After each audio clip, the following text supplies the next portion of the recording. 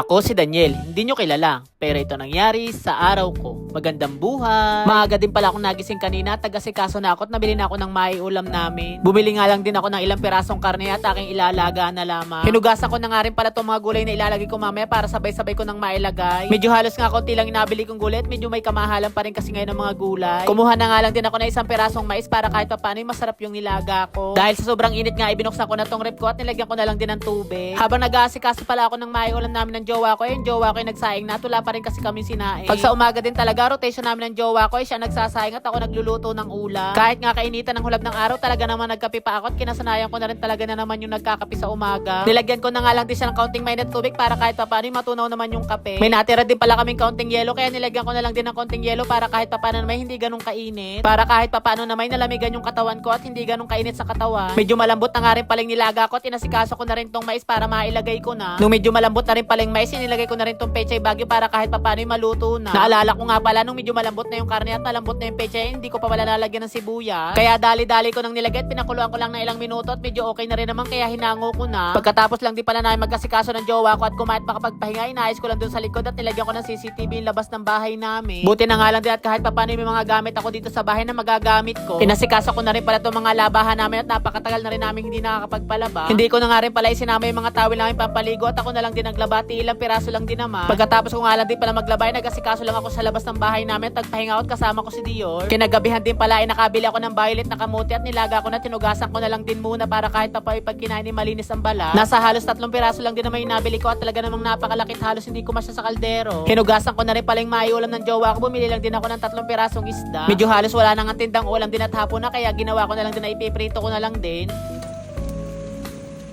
Meron din pala ako nabili ng dugpo ni Derek kaya sinalin ko na rin sa lalagyan at baka mamay mapasukat pa ng langaw. Habang nagluluto nga rin ako dito sa likod ng bahay namin, talaga namang nararamdaman ko na parang uulan.